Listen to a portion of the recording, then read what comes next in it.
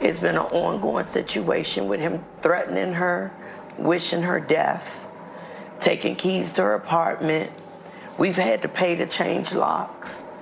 And at this point, my daughter has lupus. Both of her kidneys weren't working. She's not working herself.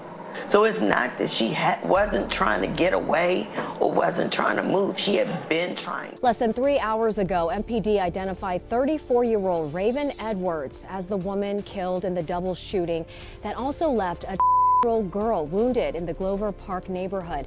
I mean, this is one of the most tragic circumstances I've ever seen. I mean, an entire family is destroyed through the acts of an individual. It's all about Rayven right now. Like, we loved her. It's going to be hard without her. I said before, like, Rayven was the one that was going to keep us together, and Rayven is bringing us together right now. She was on dialysis 3 times a week. Her kidneys had essentially retired without giving her any notice.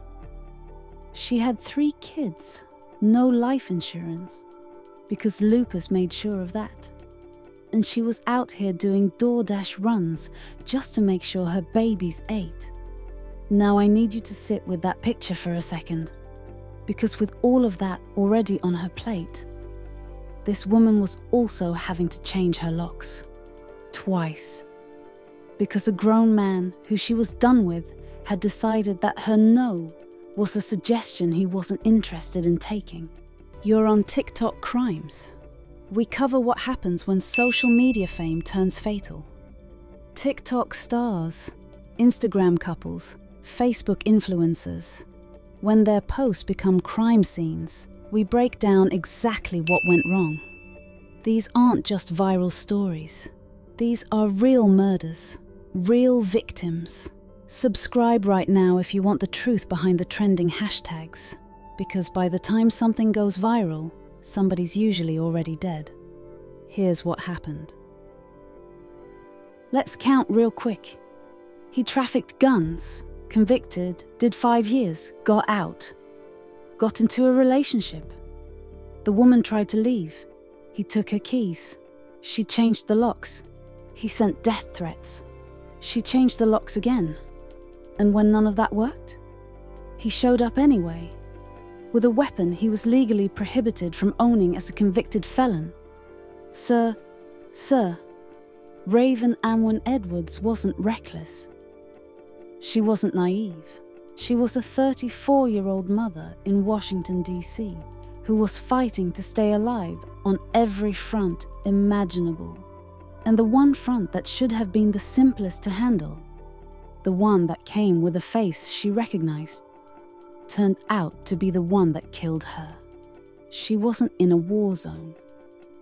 She was standing in front of her own apartment building on a Wednesday at 4:39 in the afternoon. This is her story. Rayven grew up in D.C., and from what her family says, she was the kind of person who held everyone together. Her older brother Raymond remembered them recording little skits as kids. She was playful, creative, full of life.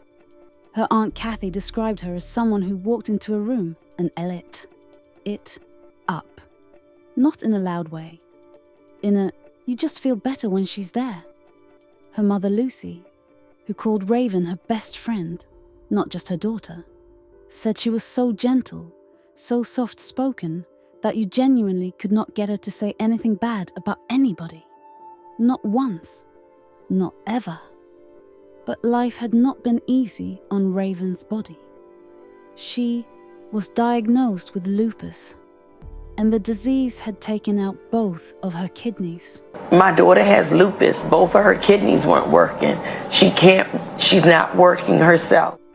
By the time we get to this story, she had been on dialysis since the previous fall, going in for treatment multiple times a week, exhausted, but still showing up every single day for her children, still doing DoorDash between appointments, still being their mother first, patient second. She was raising 3 children, her daughter Royal, her son John, and her youngest, a toddler named Million, whose father was Stefan Jeter. And that last name, That's where the peace she was trying to build started coming apart. Stefan Marquis Jeter was 35 years old, and his history with the law was not exactly a secret.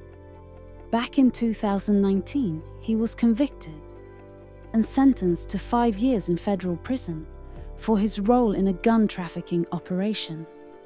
He got out, met Rayven, they had a son together, and then, the way these things often go, the relationship fell apart. Rayven was done. She made that clear. She didn't want a relationship with Stefan beyond him being a father to their little boy. That should have been the end of it. It was not the end of it. According to Rayven's mother Lucy, what followed was a sustained campaign of intimidation that the whole family was aware of and afraid of. He sent threatening messages. He wished for her death, out loud, in messages, more than once. He took her apartment keys, physically took them so she couldn't feel safe in her own home. The family had to pay to change those locks, and then pay to change them again. DC court records would later confirm that there had been protective orders filed against Stefan Jeter related to domestic violence. The system had been told. The paperwork existed. And Rayven, sick, exhausted, and doing everything right, was still not safe. It's been an ongoing situation with him threatening her, wishing her death, taking keys to her apartment. We've had to pay to change locks. February 11th, 2026. A Wednesday, 4:39 in the afternoon. The sun was still up. People were heading home from work. It was one of those completely unremarkable weekday afternoons that nobody remembers. Until something happens that nobody forgets. Stefan showed up at Rayven's apartment complex, Park Crest Gardens on West Street in Glover Park. And an argument broke out. Rayven was shot. Multiple times, right there, outside the building she called home. And her daughter Royal, the one who had never once backed down when Stefan came around, recently diagnosed with autism, and still the most fearless person in that building, was shot in the arm, standing up for her mother until the very last second. Her son John was right there too. No physical injuries. But baby, what that child saw on that Wednesday afternoon will sit with him for the rest of his life. DC Fire and EMS showed up fast. They tried everything, every measure, every option. Rayven Edwards was pronounced dead at the scene. And while paramedics were still working, Stefan grabbed little Million, threw him in his black pickup truck, and drove away.